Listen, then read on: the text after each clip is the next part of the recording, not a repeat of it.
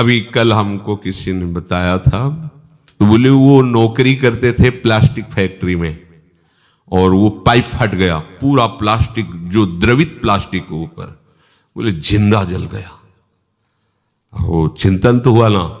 तो अब जैसे अपने लोग दूसरे जीवों को जला के खा रहे ना, ऐसे पैर बांध दिए उनको भूंज रहे, तुम्हारे पैर भी नहीं बांधे जाएंगे, जिंदा भूंज जाओगे। कर्म तुम्हें बख्शेगा नहीं, ध्यान रखना।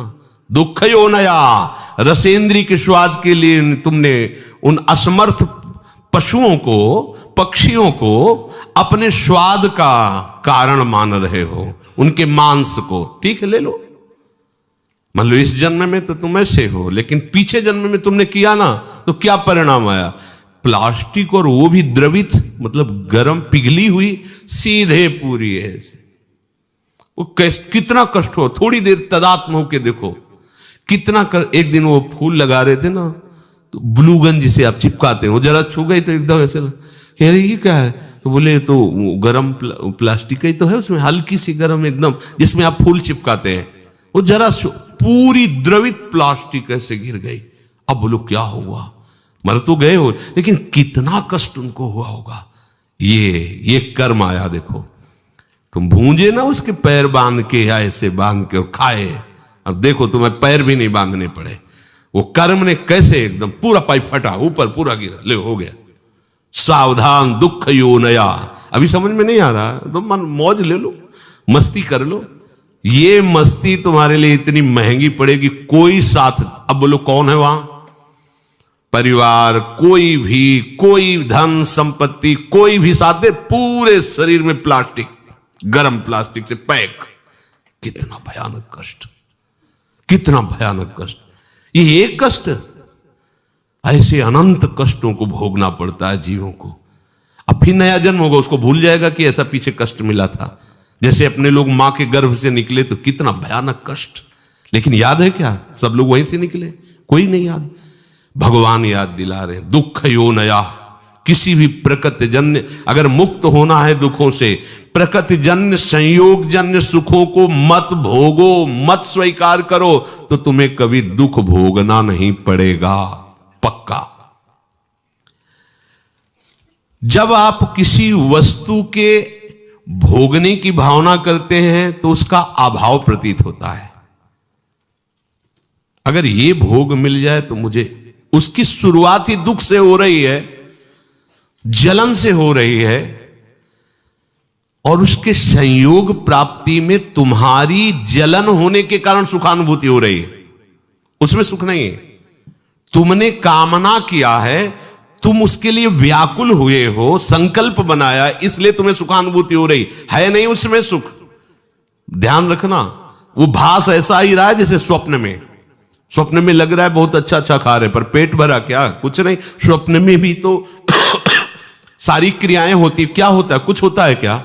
जागृत में ठीक वैसे ही भ्रम है। अगर तुम्हें उस सुखद वस्तु का भाव ना बने कि सुखद है, तो आपको कभी भी दुख नहीं मिल सकता। पर हम पहले किसी भी वस्तु, आज पूरा प्राणी समुदाय चेष्टा केवल सुख के लिए कर रहा है, केवल सुख के लिए। परिणाम सबको दुख मिल रहा है। जो प्रभु की तरफ चले वो धीरे धीरे दुख से निवृत्त होते हुए परम सुख की तरफ जा रहे हैं। भले आज शरीर दंड भोग रहा है पीछे के कर्म का, लेकिन आगे प्रकाश है, क्योंकि भगवत मार्ग में चल रहा है। वस्तु के अभाव का दुख जितनी जोर का होगा, मिलन में तुम्हें उतनी ही सुखानुभूति होगी। ये ब्रह्म ऋषियों का मनन है। वस्तु के भोग का जितना गाढ़ चिंतन होगा, उतनी तुम्हें उस भोग में सुख लगेगा, है नहीं? लगेगा। अगर आप केवल भोगों में ही सुख मान करके रत हो, तो परिणाम ताप संस्कार दुखैर गुण वृत्ति विरोधाच दुखमेव सर्वम विवेकिनः। तुम्हें 3 प्रकार के दुख वर्तमान में ही भोगने पड़ रहे हैं, देख लो। परिणाम दुख, पीछे जो कर्म किए उनका परिणाम भोग रहे हो। परिणाम दुख और ताप दुख और संस्कार दुख, ये तीन सुख भोगने वाले को भोगना ही पड़ता है।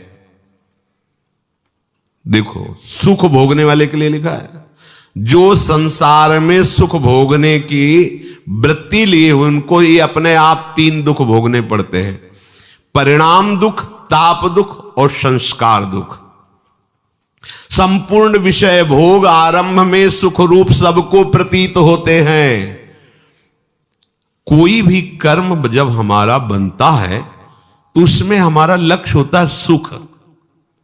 कोई न कोई ऐसा कर्म बना जो सुख के लिए हमने पाप कर्म किया, सुख भोगने की भावना से पाप कर्म बना, और वही कर्म आकर के दंड देता है। ध्यान रखना, चाहे कोई हो, कोई भी हो, कितना भी बड़ा महापुरुष हो, इस शरीर रचने के समय उसके उस कर्म संस्कार को रचा गया है।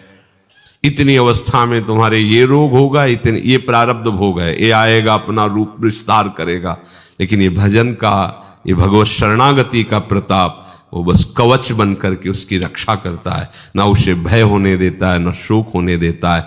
अब ये शरीर छूटा, पीछे सब गोदाम में आग लग गई, अब उसमें एक भी कर्म ऐसा नहीं जो जग सके या नवीन हमें बंधन दे सके। खत्म। आगे जो कर्म हो रहे हैं भगवद अर्पित हैं, वो खत्म। प्रारब्ध जो है धीरे धीरे खत्म होता जा रहा है, और उसको कैसे भुगवा रहे? कृपा कवच से। सत्य कहते हैं, अगर प्रियाजू की शरण में ना होते तो रोज हम ऐसे जलते जैसे कि तवा में रोटी सेकी जाती है, ऐसे जलते और मनाते कि ये शरीर छूट जाए तो अच्छा है। मनाते। कहां इतनी अर्थव्यवस्था, कहां ऐसी सेवा, कहां ऐसा हृदय की विश्राम स्थली, कहां हृदय को लगाते, किस पर लगाते? जिस पर लगाया था वही धोखा दे रहा था। क्या होता थोड़ी देर भी तो बिल्कुल एकदम जैसे जल में कमल का फूल रहे, ऐसे प्रियाजू रख रहे।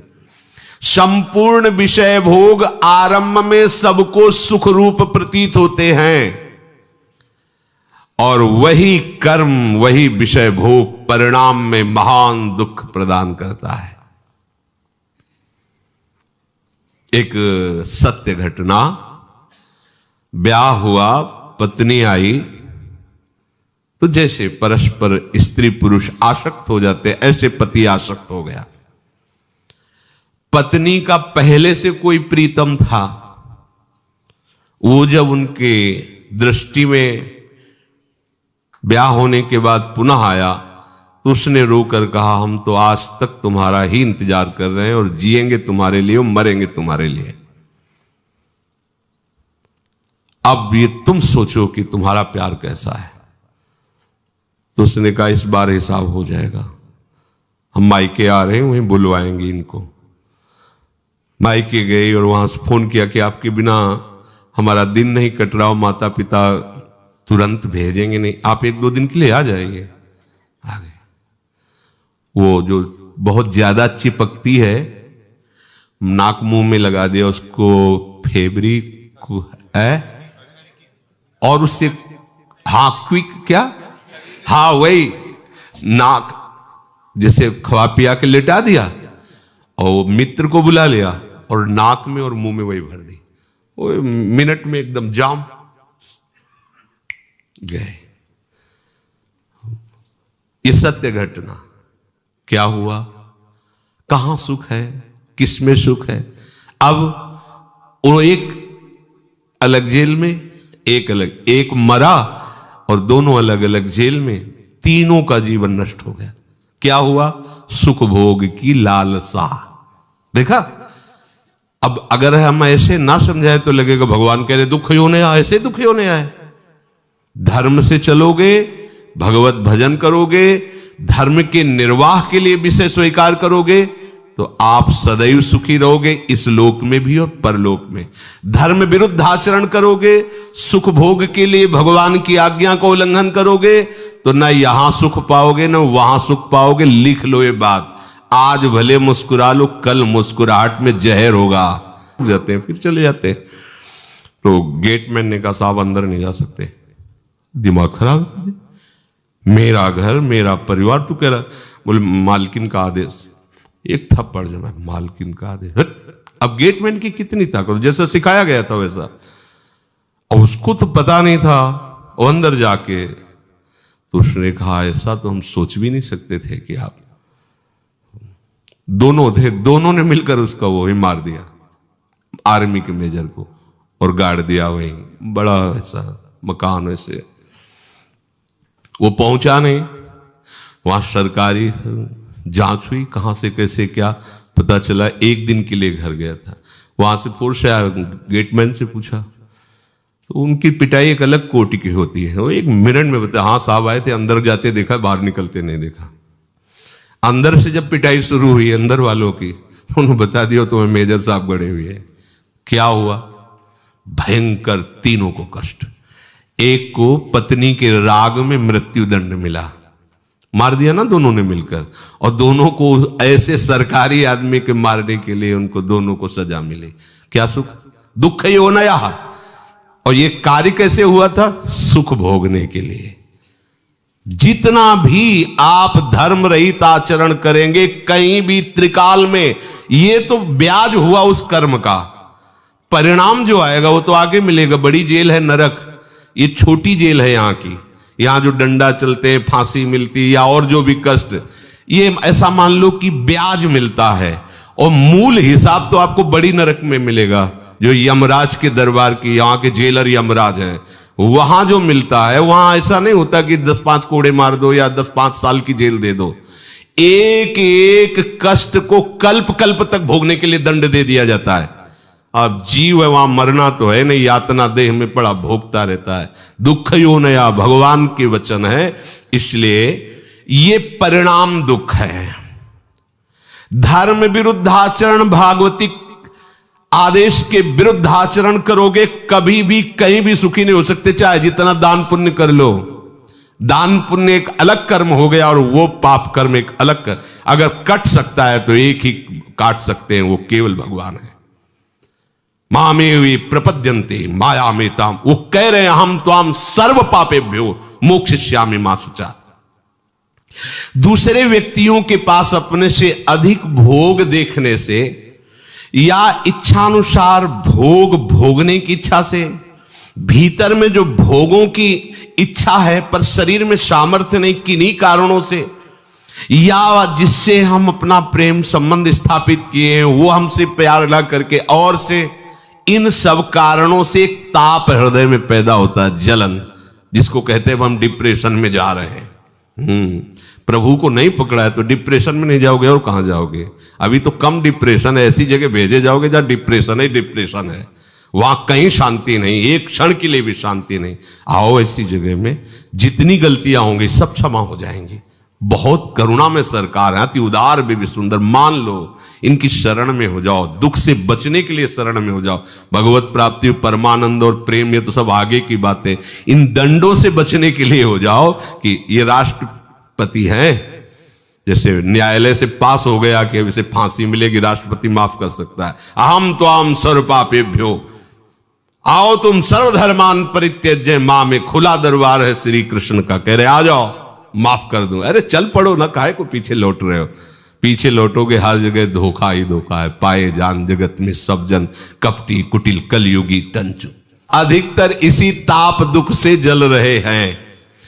और तीसरा है संस्कार दुख। यद्यपि ये साधकों में भी पाया जाता है, वो नहीं चाहते हैं भोगना, पर पूर्व संस्कार बस उसे विवशता हो रही और वो दुख भोग रहा है। ये साधक मिटा सकता है, तीनों दुखों को मिटा सकता है। भगवद आश्रित होकर विवेक के द्वारा परिणाम दुख को भोग करके निपटा देगा। जैसा भी परिणाम आया है हमारे ही कर्म का परिणाम है, पर हम प्रभु की शरण में उनकी स्मृति के बल से, उनके आश्रय के बल से इस दुख को सह सकते हैं, परिणाम दुख को। और ताप वाला दुख इसलिए नहीं होता उपासक को, क्योंकि उपासक का लक्ष्य परमात्मा प्राप्ति है। वो इस सब पचड़े को पहले ही त्यागने की चेष्टा में रत है। संस्कार दुख होता है, जैसे पूर्व का संस्कार है अधिक कामी होना, अधिक क्रोधी होना, जिन कारणों से हमें भगवत प्राप्ति नहीं हुई, वो कारण हमारे अंदर विराजमान संस्कार, वो हमको बार बार खींचते हैं, पर हम भ्रष्ट नहीं होते। उपासक उनसे लड़ता है, उपासक उसको समझता है ये हमारी कमी भगवत प्राप्ति नहीं होने दी, अब ये कमी हम रहने नहीं देंगे, प्रयासरत रहता है, फिसल भी जाए तो भी प्रयासरत रहता है, वो इस संस्कार दुख को मिटा देता है, तभी तो जीवन मुक्त होता है। ये 3 प्रकार के दुख बख्शते नहीं है किसी को भी, यदि आप भगवत प्राप्ति के मार्ग पर आरूढ़ नहीं हुए तो। बड़ा दुख में जीवन है, ये समझ नहीं पा रहे अपने लोग। अरे कब तक चैन से जियोगे, मरना है भाई, फिर नया शरीर मिलना है, और क्या क्या दशा होती है शरीरों की, क्या क्या, किस पर विश्वास करें। जब समाज की तरफ देखो तो लगता है किस पर विश्वास करें, किस पर। जो हमारे विश्वसनीय वही विश्वासघात कर रहे हैं, जिनको हमने जीवन दे दिया वही हमारा जीवन लेने के लिए तैयार, वही हमारे नहीं, बिल्कुल असहाय असमर्थ संसार में दिखाई दे रहा है। सोचो, किसी भी संबंध को सोचो, कहीं भी पवित्रता, कहीं भी विश्वास, जिसके कारण हम जीवित है, वो रह नहीं रहा है, धीरे धीरे सब जा रहा है। बूढ़े माता पिता है, पुत्र सोचता है मरे तो प्रॉपर्टी आवे, कैसे मरे, कहां कहां कितना कितना वर्णन करे इस माया के स्वरूप का। एकमात्र भगवान की शरण ही तुम्हें बचा सकती है, कोई तुम्हारा नहीं। मान लीजिए कोई तुम्हारा साहब छल कपट का चरित्र माया का भरा हुआ है, अगर आप थोड़ा भी भजन करेंगे तो आपको समझ में आने लगेगा, और भजन नहीं करोगे तो ये सुनने के बाद वहीं रति होगी, विरति नहीं हो सकती, वैराग्य नहीं हो सकता। यही भगवान की माया है। वो मार पीट करके बाहर निकाल देंगे, दरवाजे पे बैठे रहोगे, लेकिन आपका हृदय उन्हीं के लिए रोएगा, उन्हीं के लिए रोएगा। यही माया है भगवान। पर इस स्थिति को प्राप्त करने के लिए जैसे सत्संग की महिमा ऐसे कुसंग की भी महिमा है। अगर सत्संग भी करोगे और कुसंग भी करोगे तो हो सकता है कुसंग जोरदार हो जाए, क्योंकि बहुत जन्मों से कुसंग ही होता रहा है।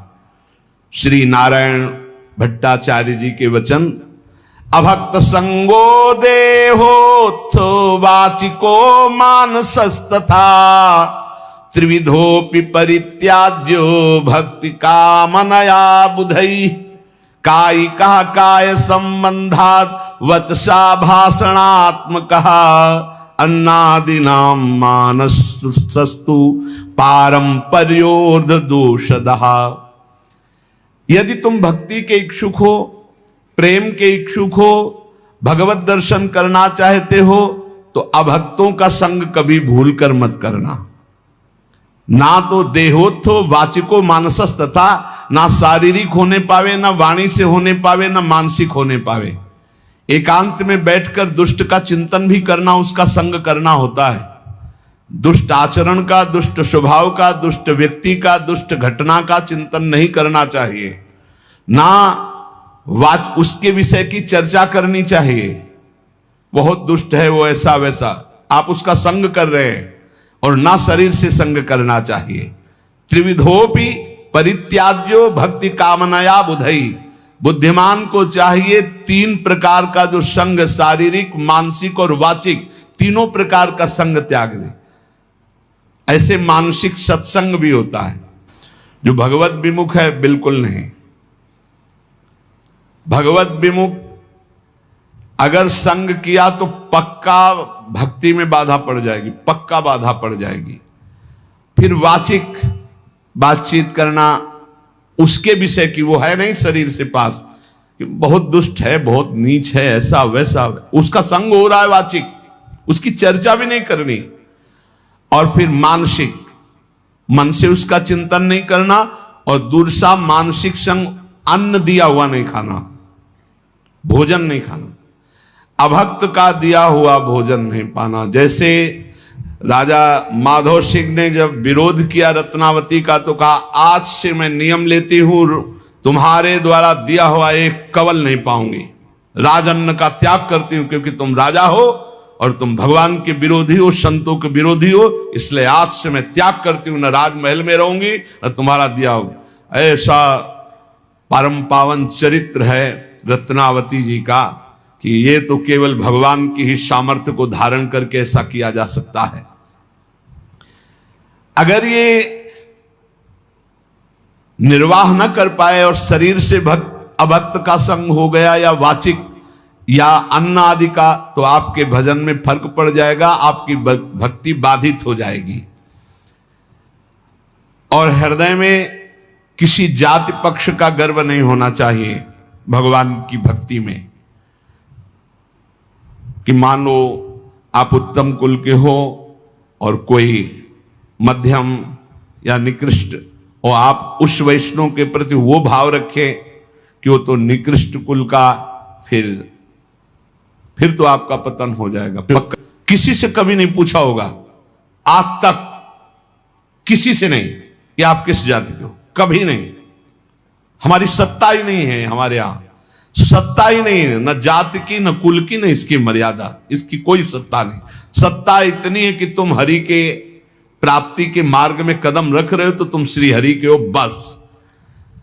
कल हम ऐसे विनोद में कह रहे थे अपने साधकों से कि यार अगर हमसे कोई पूछे कि ये संत कहाँ के हैं तो हम नहीं बता पाएंगे, तो लोग कहेंगे कि बाबा झूठ बोल रहे हैं। सच्ची मानिए, इतने सब जन है, हमको आज तक नहीं पता कि ये कहाँ के हैं, ये किस जाति के हैं, कुछ नहीं। बस जुड़े और नाम दे दिया, बोले अमुक शरण और बस सेवा, बस इतना ही हमारा बातचीत है। इसके बाद हम नहीं जानते कि आप लोग किस क्षेत्र के हैं, किस जिला के हैं, आपकी क्या जाति है, क्या कुल, हम बिल्कुल नहीं जानते।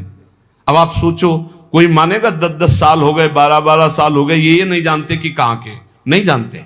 एक भी साधक का हमने कभी नहीं परिचय पूछा, तुम किस जाति के हो, किस कुल के हो, और तुम्हारा गांव का नाम क्या है, तुम कहां से आए हो, तुम्हारा आधार कार्ड क्या है। हमारा सबका आधार कौन है? श्री हरि, श्री प्रिया जी, बस इतनी बात हमारी। अब हमसे पूछा जाए ये कौन है तो कहेंगे अमुक है। कहां के हैं? वृंदावन के हैं। किस जाति के हैं? हरिवंश गोत्र के हैं।